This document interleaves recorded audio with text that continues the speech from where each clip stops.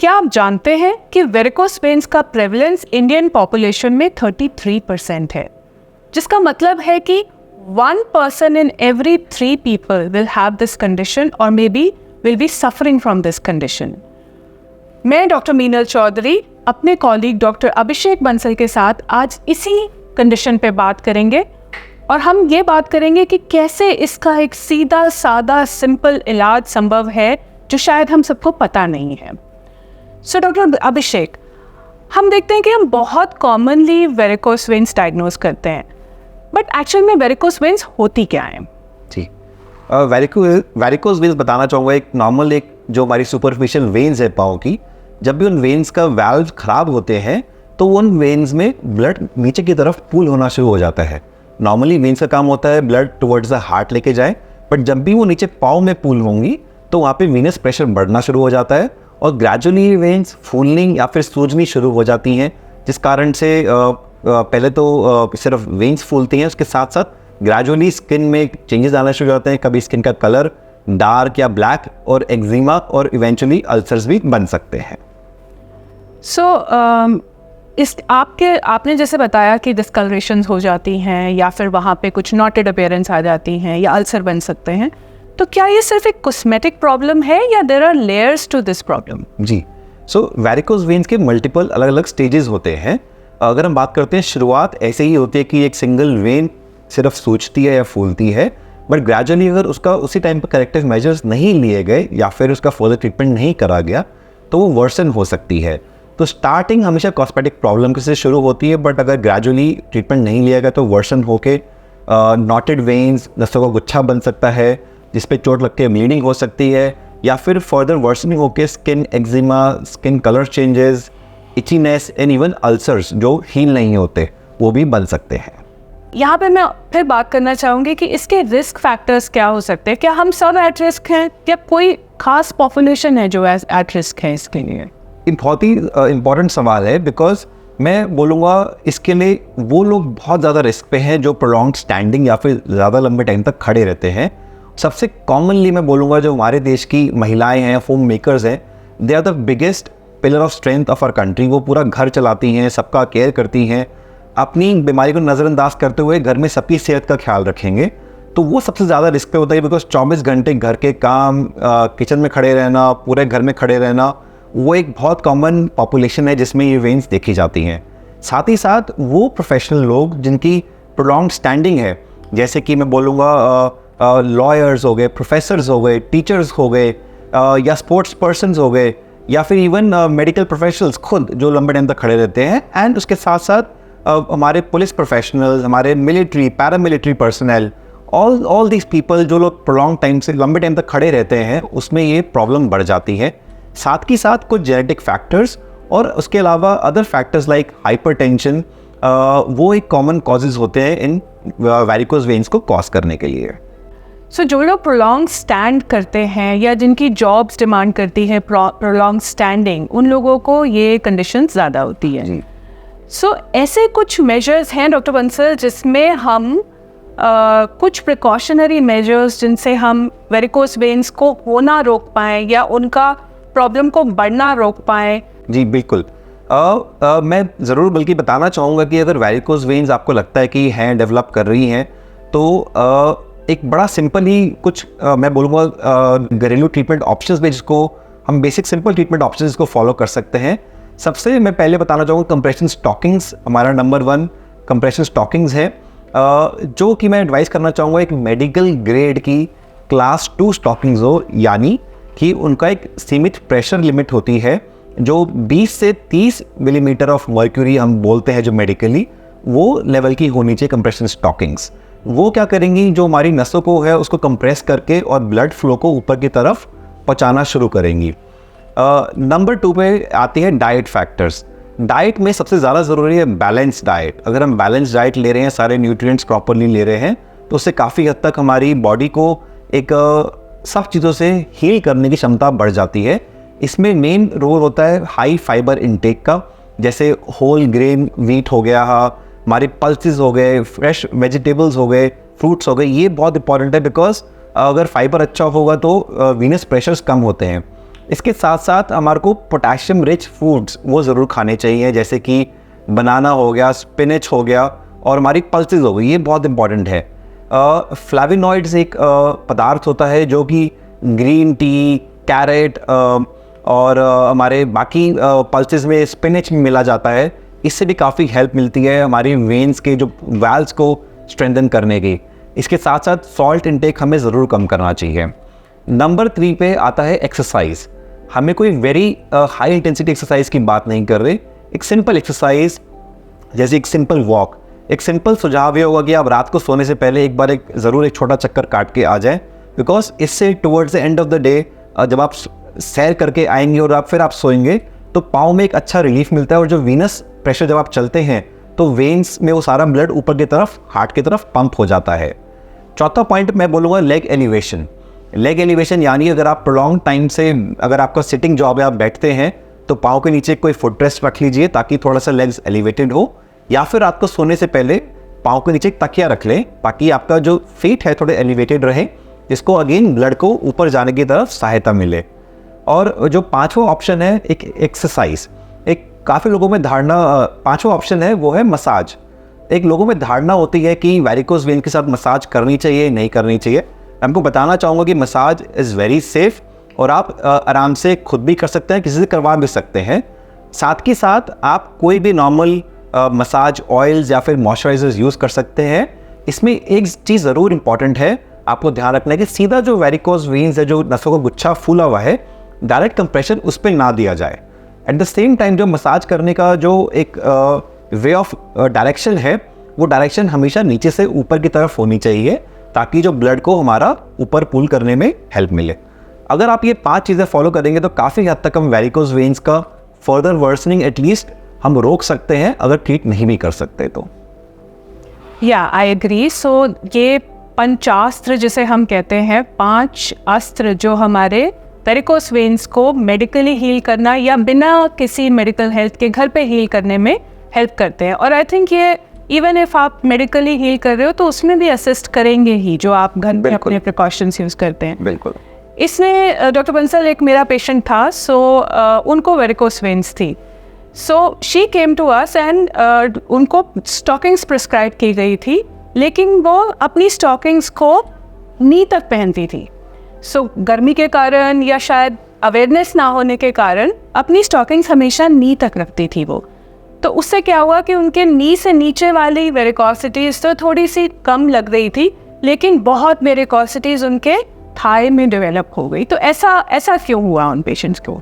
ये बहुत ही अच्छा सवाल है डॉक्टर मीनल, बिकॉज एक स्टॉकिंग्स के लिए काफ़ी हमारी धारणाएं बनी हुई हैं कि बड़ा अनकंफर्टेबल होता है या फिर गर्मियों में हमारे देश में पहना नहीं जाता। मैं बताना चाहूँगा स्टॉकिंग्स आज की डेट में बहुत टाइप्स की आती हैं। इवन हमारे पास कॉटन स्टॉकिंग्स भी है जो हमारे जैसे दिल्ली के एनवायरनमेंट में भी हम आराम से हीट में पहन सकते हैं। एक इम्पॉर्टेंट चीज़ जैसे कि मैंने पहले स्ट्रेस करा था, कंप्रेशन स्टॉकिंग्स हमेशा मेडिकल ग्रेड की और क्लास 2 की होनी चाहिए अगर हम बात करते हैं वेरिकोज वेन्स के लिए, क्योंकि इसमें प्रीसेट प्रेशर होता है जो हेल्प करता है कि हमारी वेन्स को कंप्रेस करके ऊपर ब्लड लाने के लिए। अगर यही स्टॉकिंग्स हम कॉमनली जो मैंने देखा गया है, काफ़ी पेशेंट स्टॉकिंग सिर्फ नी तक ही पहनते हैं। अगर आपने सिर्फ नी तक पहनी तो वो ब्लड हमारा नी तक, घुटने तक ही ऊपर अच्छे से आ पा रहा है, और उसके अलावा जो थाई रीजन है, घुटने के ऊपर वाला पोर्शन, वहाँ पे सारा ब्लड पूल हो जाएगा।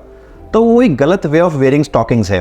उससे क्या होगा, आपकी घुटने के नीचे की तो स्टॉकिंग जो वेरिकोज वेन्स है वो तो आपकी कंफर्टेबल या फिर कुछ हद तक कंट्रोल हो जाएंगी, बट ऊपर ज़्यादा वर्सन हो जाएंगी। तो वैसा नहीं करना है। इसलिए एक एडवाइजेबल है कि अगर आपको लगता है कि वेरिकोज वेन्स या स्टॉकिंग्स आपको पहननी है तो एक बार मेडिकल प्रोफेशनल से ज़रूर कंसल्ट कीजिए। और अगर आपको करना भी है तो आप एक क्लास 2 मेडिकल ग्रेड स्टॉकिंग्स पहनिए अप टिल थाई रीजन, ताकि पूरे पैर में आपको एक अच्छा सा कंप्रेशन सपोर्ट मिल सके, ताकि जो ब्लड है पूरे पैर की वेन्स का ऊपर जा सके, ना कि सिर्फ बिलो नी। और जैसे कि आपने बताया कि मसाज करने से भी वेरिकोज वेन्स में हेल्प मिलती है, बट मसाज करने का भी एक प्रॉपर वे है। नहीं तो हमारे पेशेंट्स हमसे बहुत बार मिलते हैं कि मसाज कराया और हमारे वैल्व्स डैमेज हो गए, जिसकी वजह से शायद वेरिकोज वेन्स हो गई। सो इवन इफ आप अगर मसाज कराना चाहते हैं या खुद घर पे करना चाहते हैं, तो उसके लिए भी मुझे लगता है एक मेडिकल प्रैक्टिशनर की एक consult will help you to understand what is the right way of massaging yourself to relieve yourself of pain and swelling and discoloration maybe of varicose vein. बिल्कुल. So डॉक्टर बंसल, हमने देखा कि घर पे भी अगर इलाज कराना है तो भी एक कंसल्ट ज़रूरी है, लेकिन अब आप हमें ये बताइए कि अगर मान लीजिए किसी को वेरिकोस वेन्स है तो वो कब प्रॉपर अपना मेडिकल ट्रीटमेंट स्टार्ट करे, कब वो प्रॉपरली दे स्टार्ट थिंकिंग कि अब मुझे इलाज कराए बिना मेरा लाइफस्टाइल में चेंजेस आने लग जाएंगे, तो वो कब है कि हम मुझे मेडिकल हेल्प सीख करनी चाहिए? ये बहुत ही इंपॉर्टेंट सवाल है एंड आई थिंक सबके मन में ये धारणा यही सवाल होता है कि कब एक हमें मेडिकल अटेंशन सीख करनी चाहिए, क्योंकि अगर इसको हम डिले करेंगे तो वो चीज़ें वर्सन हो सकती हैं। जैसा कि मैंने शुरू में बताया था कि वेरिकोस वेन्स के अलग स्टेजेस होते हैं। शुरुआत होती है एक सिंगल वेन के फूलने या फिर सूजने से, बट अगर जैसे जैसे डिजीज़ बढ़ती जाती है तो वो उसमें प्रेशर बढ़ता जाएगा और फर्दर कॉम्प्लिकेशंस जैसे कि स्किन चेंजेस लाइक एक्जिमा या फिर स्किन डिस्कलरेशन, स्किन का काला पड़ जाना, ब्राउनिश पड़ जाना या फिर इवन फर्दर केसेस में अल्सर बच जाना। तो जब भी कभी आपकी वेरिकोस वेन्स अगर आपकी वेन्स उभरना शुरू हो रही हैं और उसके साथ आपको दर्द या फिर भारीपन, ये दर्द वैसे वाला दर्द नहीं कि चोट वाला दर्द होगा, ये एक हर समय कंटिन्यूस डल एकिंग पेन या जिसे हम एक बोलते हैं मीठा मीठा दर्द या भारीपन जो पाँव में हर समय ऐसा लग रहा हो कि पाँव पे कुछ बोझ ढो के चल रहे हो, so that is a starting point जहाँ पे आपको ज़रूर एक मेडिकल प्रोफेशनल से कंसल्ट करना चाहिए एंड फर्दर ट्रीटमेंट लेना चाहिए। इसके बियॉन्ड अगर ऑलरेडी आपको स्किन चेंजेस आ चुके हैं या फिर एक अल्सर बन चुका है तो मैं बोलूँगा तुरंत ही आप एक मेडिकल ओपिनियन ज़रूर सीख कीजिए ताकि इसको हम जल्दी से जल्दी और वर्सन होने से बचा सकें। यहाँ मुझे वो बात याद आ रही है डॉक्टर अभिषेक, जो आप मुझे बता रहे थे कि एक पेशेंट हमारे पास आई और उसने जब ट्रीटमेंट कराया तो उसके आई थिंक इमीडिएटली बाद वो बोली कि मुझे ऐसे लगता है कि मेरे पैरों पे से भार कम हो गया है, मतलब जैसे वो पूरे टाइम एक बोझा अपने पैरों पे लगा के चल रही थी। तो इसके बारे में आप कुछ बता रहे थे मुझे, वो प्लीज़ बताइए हमारे दर्शकों को। मैं आपको ये बताना चाहूँगा कि जब तक कि आप इस चीज़ का इलाज नहीं कराओगे तो आपको डिफरेंस पता ही नहीं चलेगा। जैसे हमारी एक पेशेंट थी, जब उन्होंने वेरिकोस वेन्स का इलाज कराया तो नेक्स्ट डे ही उन्होंने मैं आके एक अद्भुत चीज़ बोली। उन्होंने बोला कि डॉक्टर साहब ऐसा लग रहा है कि मेरे पाँव पे से 2.5 किलो किसी ने उतार दिया हो। तो जो मेरे को रोज़ एक पाँव ड्रैग करके भारीपन लग के चल रहा था, सडनली एक वो चीज़ आज ख़त्म हो गई और it is like a new life for me. So वो एक बहुत ही ग्रेटिफाइंग और एक बहुत ही अमेजिंग स्टेटमेंट था जो मैं बताना चाहूँगा आप सबको कि वो एक हमारा एक कंसेप्ट होता है कि हम दर्द है झेले जा रहे हैं, चले जा रहे हैं। तो जब तक कि आप उस चीज़ का इलाज नहीं कराओगे आपको पता ही नहीं चलेगा कि आप क्या चीज़ मिस कर रहे हो लाइफ में, या फिर आप वो दर्द को एक लाइफ का पार्ट बना लिया गया है। मैं इसे एक सिमिली दूंगा, आप लोगों ने अगर वो जो जीता है सिकंदर मूवी देखी होगी, उसमें आपने याद होगा कि आमिर खान कैसे पाँव पे वो हैवी वेट्स लगा के ट्रेनिंग कर रहा था। तो वो सेम फीलिंग वेरिकोस वेन्स वाली होती है कि आपको पैरों पे वेट्स बंधे हुए हैं बट आप उस चीज़ के शायद आदी हो चुके हो। तो जब तक कि आप वो वेट्स उतारोगे ही नहीं, वो वेट्स हम कैसे उतारेंगे? वेरिकोस वेन के इलाज से। तब तक आपको पता ही नहीं चलेगा कि आप लाइफ में वो कितना दर्द सहन करे जा रहे थे। सो एक बहुत इंपॉर्टेंट चीज़ है और आई थिंक इट इज़ ये सिर्फ एक पेशेंट नहीं, हर एक पेशेंट टेस्टिमोनियल में हमें ज़रूर ये चीज़ सुनने में मिली है कि अभी तक इतने साल या इतने महीने तो मैंने ऐसे ही बिना ट्रीटमेंट के निकाल दिए और काश ये ट्रीटमेंट में पहले करा लेती या करा लेता। तो आमिर खान तो आई थिंक 1 या 2 घंटे ट्रेन करता होगा, जो बेचारे हमारे पेशेंट्स हैं वो तो 24 घंटे 7 दिन बस ट्रेन ही कर रहे हैं मुझे लगता है। और आई थिंक अगर पैरों पे से भार कम हो जाता है तो एक एजिलिटी हमारी लाइफ में वैसे ही आ जाती है, हम अब बहुत एक्टिव फील करते हैं अपने आप को, एक जनरल फीलिंग ऑफ वेलबींग बहुत बढ़ जाती है अगर हमारे पैरों पे से कोई ऐसे भार कम हो जाए। सो डॉक्टर अभिषेक, आप ये बताइए कि वेरिकोस वेन्स का हम बोले जा रहे हैं इलाज करना है तो बेस्ट ट्रीटमेंट ऑप्शन क्या है वेरिकोस वेन्स का? मैं आपको बताना चाहूँगा आज की डेट में one of the most advanced yet most advanced yet simplest and easiest treatment option हमारे पास हमारे देश में एनाकाश हेल्थ केयर में अवेलेबल है, which is called as VenaSeal glue embolization. ये एक सिंपल, सुनने में आपको लग रहा होगा क्या मैंने भारी भारी शब्द बोल दिए, बट बहुत ही सिंपल इलाज है, जहाँ पे एक पतली सुई के ज़रिए हम जो हमारी वेरिकोस वेन्स की जो सूजी हुई वेन है उसमें जाते हैं और एक मेडिकल ग्लू जिसका नाम वीनासील होता है उसके ज़रिए उस वेन को ब्लॉक कर देते हैं। जब ये वेन ब्लॉक हो जाती है तो उसका जो वीनस प्रेशर है वो इमीडिएटली ख़त्म हो जाता है और with in a few months ये वेन बॉडी उसको ऑब्जॉर्ब कर लेती है और वो पूरी वेन जो गुच्छा आपको दिख रहा होता है, जो पूरा पैरों में सूजन होती है, वो पूरी ख़त्म हो जाती है। सो बहुत ही एडवांस्ड सिंपल इलाज है जिसमें हम ना तो कोई अलग से हमें एनेस्थीसिया देने की ज़रूरत है, बस एक सिंपल हमने पाँव में एंकल रीजन पे एक सुन करने का टीका लगाया, उसके बाद एक पतली सुई के जरिए हमने ग्लू डाल के उस पूरी वेन को ब्लॉक कर दिया। इसमें सारे जो साइड इफ़ेक्ट्स हैं जो बाकी ट्रेडिशनल ऑप्शंस में देखा जाता था पहले ज़माने में, जो वेरिकोस वेन्स की सर्जरी होती थी जहाँ पे पूरी वेन को कट करके निकाला जाता था, या फिर जो रिसेंटली हम फॉलो करते थे लेज़र या फिर रेडियो फ्रिक्वेंसी एब्लेशन से नस को जलाना, जिसमें हम काफ़ी सारे पेशेंट देखा गया कि बर्न इंजरीज भी हो जाती थी या फिर कुछ नर्व्स इंजर हो गई तो इवन पैरों में सुनपन भी आ जाता था। तो वो सब अब की डेट में कॉम्प्लिकेशन जो रिस्क फैक्टर थे सारे के सारे इस लेटेस्ट ट्रीटमेंट ऑप्शन से दरकिनार कर दिए गए हैं और एक बड़े सिंपल तरीके से अब आज की डेट में वेरिकोस वेन्स का इलाज किया जा सकता है। सो सिंपल टर्म्स में एक इंजेक्शन लगेगा और 20 मिनट में, मतलब पेशेंट के लिए एक इंजेक्शन लगेगा और 20 मिनट या 30 मिनट में उस चीज़ को हम जड़ से ख़त्म कर देंगे। बिल्कुल। ना कोई इंसिजन या चीरा आएगा स्किन पे, ना कोई बहुत मल्टीपल ज़्यादा प्रिक्स होंगे, सिर्फ एक इंजेक्शन लगेगा हर वेन में और वेरिकोस वेन्स की जो तकलीफ़ है वो उम्र भर के लिए ख़त्म हो जाएगी। This is what we mean by VenaSeal, which is the most advanced treatment of varicose veins. बिल्कुल। सो डॉक्टर अभिषेक, कहाँ पे लाइक कितना अवेलेबल है वेनासील? इज़ इट हर जगह? हम जब देखते हैं कि वेरिकोस वेन्स का ट्रीटमेंट हो रहा है, इतनी बड़ी एड्स आ रही होती हैं पेपर में, तो वो सब क्या वेनासील के लिए ही होती हैं या वो बाकी ट्रीटमेंट ऑप्शंस को प्रमोट कर रहे होते हैं या यूज़ कर रहे होते हैं? बिल्कुल, ये ट्रीटमेंट ऑप्शन जैसे कि हमने बताया कि one of the most advanced है और लेटेस्ट है और बहुत टाइम उसको हुआ नहीं इंडिया में आए हुए, बट अब अंदाज़न से 1.5 से 2 साल से हमारे देश में उपलब्ध है, बट अभी भी बहुत जगहों पे उपलब्ध नहीं है। बताना चाहूँगा गिनी चुनी जगह ही हैं दिल्ली में जहाँ पर ये ट्रीटमेंट ऑप्शंस हो रहे हैं, और Aakash health care sector 3 Dwarka one of the leading centres जहाँ पे भी ट्रीटमेंट ऑप्शंस अपने पेशेंट्स को ऑफर कर रहे हैं। ज़्यादातर जो एडवर्टाइजमेंट्स हम देखते हैं वो स्टिल पुराने तरीके से ट्रीट कर रहे हैं वेरिकोस वेन्स को, जिसमें सर्जिकली या तो वेन को पूरा काट के निकाला जा रहा है चीरे के ज़रिए, या फिर वेन को जलाया जा रहा है लेज़र या फिर रेडियो फ्रिक्वेंसी एब्लेशन के द्वारा। अच्छा, तो वेनासील में आपने बताया कि हमें एक प्रिक लगेगा, बट जब वेन में क्लॉटिंग हो रही होगी तो शायद पेन तो होगा ना? जी, सो नॉर्मली जैसे बताया कि वेनासील में हम सिर्फ एक ही प्रिक लगा रहे हैं, जबकि अगर हम बात करते हैं पहले ट्रीटमेंट ऑप्शंस की जैसे कि लेज़र या रेडियो फ्रिक्वेंसी एब्लेशन RFA, उसमें कम से कम 20 से 25 प्रिक्स लगाते थे। तो अगर हम बात करें दर्द की तो एक सिंगल प्रिक से दर्द सारा वो प्रिक्स ख़त्म हो गए। साथ ही साथ जब हम वेन में जब ग्लू डाल रहे हैं तो बिल्कुल वो पेनलेस प्रोसीजर है। जब हम एक ग्लू, क्योंकि हम वेन को जला नहीं रहे बाकी ट्रीटमेंट ऑप्शंस की तरह, तो हीट नहीं है तो कोई पेन नहीं है। ग्लू एक सिंपल मेडिकल ग्लू है जो जाके वेन को अंदर से ऑक्लूड कर देता है बिना किसी दर्द के, बिना किसी एलर्जी, बिना किसी हीट रिएक्शन के। तो जब हीट रिएक्शन ही नहीं है तो दर्द कैसा?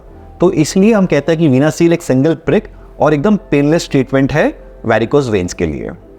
और अनदर क्वेश्चन जो पेशेंट्स के मन में आ सकता है कि इसमें टाइम कितना लगेगा, छुट्टी कितनी लेनी पड़ेगी काम से, घर पे अगर मदर का कराना है तो फिर बाकी घर कैसे चलेगा? तो इसके बारे में आप बताइए कि हम वेनासील का प्रोसीजर करा के खड़े कब हो सकते हैं और अपने काम पे कब जा सकते हैं?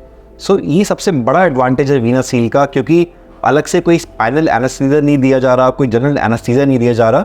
सो इमीडिएटली आफ्टर द प्रोसीजर, जो कि बताया गया 20 से 30 मिनट बाद आप इमीडिएटली खड़े हो सकते हैं और इमीडिएटली आप सारा काम रिज्यूम भी करते हैं। रादर हम एडवोकेट करते हैं कि अपने पेशेंट्स को कि जैसे ही आप वेनासील ट्रीटमेंट खत्म हो इमीडिएटली आप अपने वार्ड में अपने रूम पे चल के जाए। ये बिगेस्ट एडवांटेज है इस ट्रीटमेंट का। और जो लोग वर्किंग है या फिर जिनको लगता है कि टाइम ऑफ नहीं ले सकते, उनके लिए एक बोन है। मैं बोलूँगा कि आप इमीडिएटली ट्रीटमेंट के बाद यू कैन रिज्यूम। अगर आपको ऑफिस भी जाना है तो आप ऐसा भी कर सकते हैं कि सुबह आए, ट्रीटमेंट करा के आप सेम टाइम पे 1 घंटे बाद अपने ऑफिस भी रिज्यूम कर सकते हैं।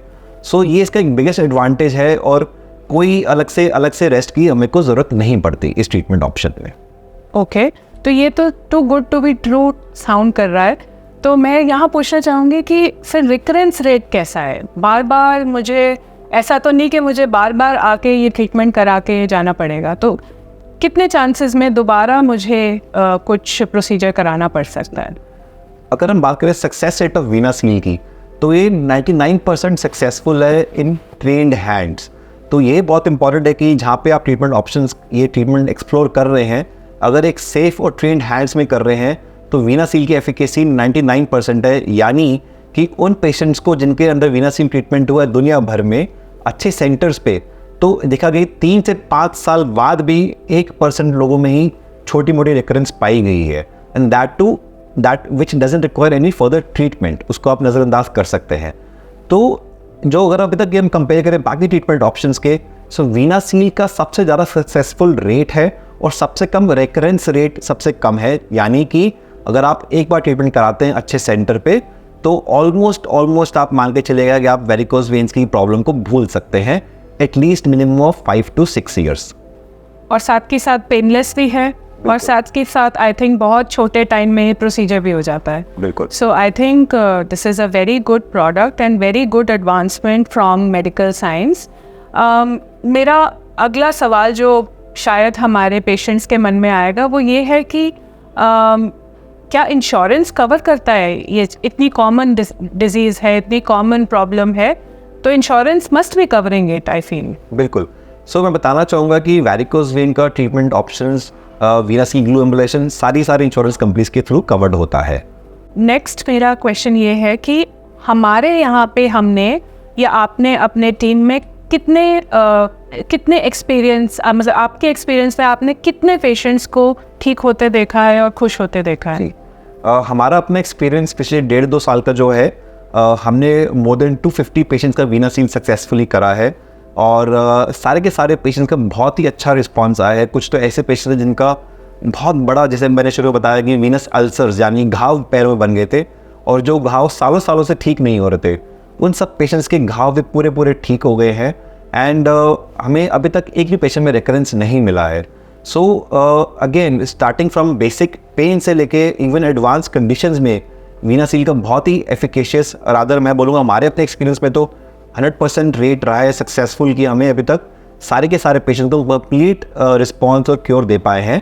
और इस शेयर नंबर से हम वन ऑफ द टॉप, हमारा जो डिपार्टमेंट है at Aakash healthcare one of the top departments in terms of experience with VenaSeal and share numbers of patients that we have treated with VenaSeal for varicose veins.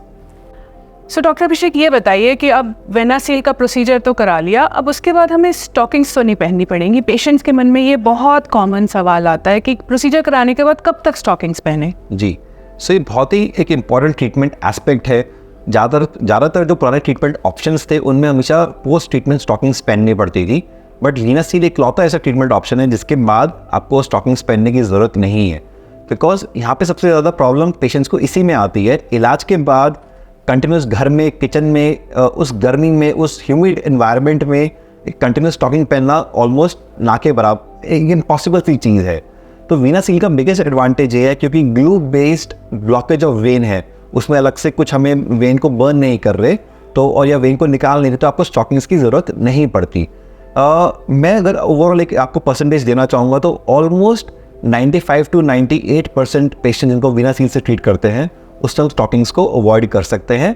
Rarely कुछ patients होते हैं जिसमें कुछ ऐसी specific conditions होती हैं जो हम ड्यूरिंग ट्रीटमेंट पता चलती है, तो उन्हीं पेशेंट्स को हम एडवाइस करते हैं स्टॉकिंग्स पहनने के लिए, but otherwise majority will not require stockings after VenaSeal treatment.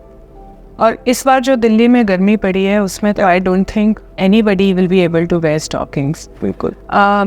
सो ये भी बताइए कि वीनासील के कुछ कॉम्प्लिकेशंस भी हैं, प्रोसीजर के कॉम्प्लिकेशंस? जी, सो ये बहुत अच्छा सवाल है बिकॉज सबके मन में होता है कि इतना अच्छा ट्रीटमेंट ऑप्शन है, सब कुछ अच्छा बता रहे हैं, कुछ तो बुराई होगी।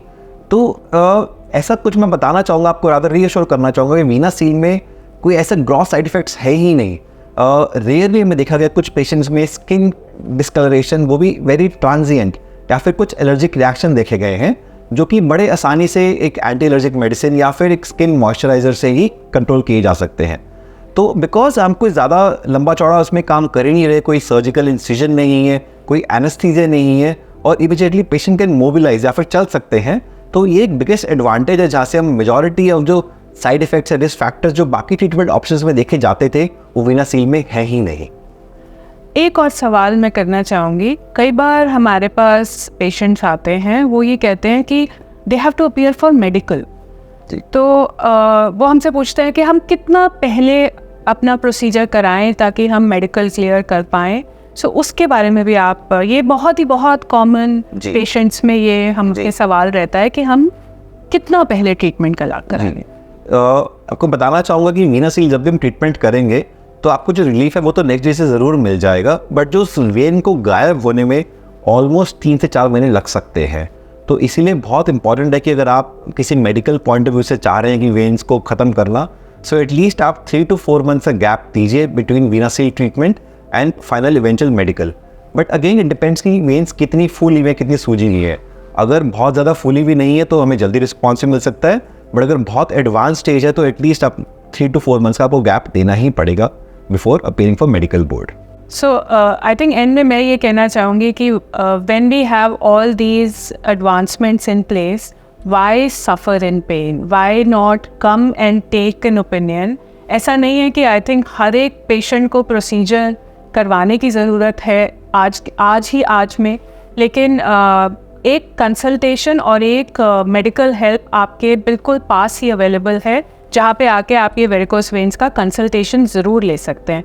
सो अंत में डॉक्टर अभिषेक, आप क्या कहना चाहेंगे? बिल्कुल, मैं जैसे डॉक्टर मीनल ने बताया, you don't need to suffer any more. अगर आपको लगता है कि आपको वेरिकोस वेन्स है या आपके किसी परिवार वाले को या फ्रेंड को है, so encourage them, they should not be ashamed of this is a very common problem. जैसा कि बताया गया, almost 1/3 of our population has it. तो आप एक बार ज़रूर मेडिकल कंसल्ट सीख कीजिए। We have a very good team of full radiology department at our hospital and we can do a very quick एक जनरल एक डॉपलर स्टिंग examination that can assess the severity of varicose veins and if required उसको further treatment options के जरिए हम बड़े आसानी से बिना किसी कॉम्प्लिकेशंस के ठीक कर सकते हैं। So thank you, Dr. Abhishek. Thank you everyone for being a part of this webinar.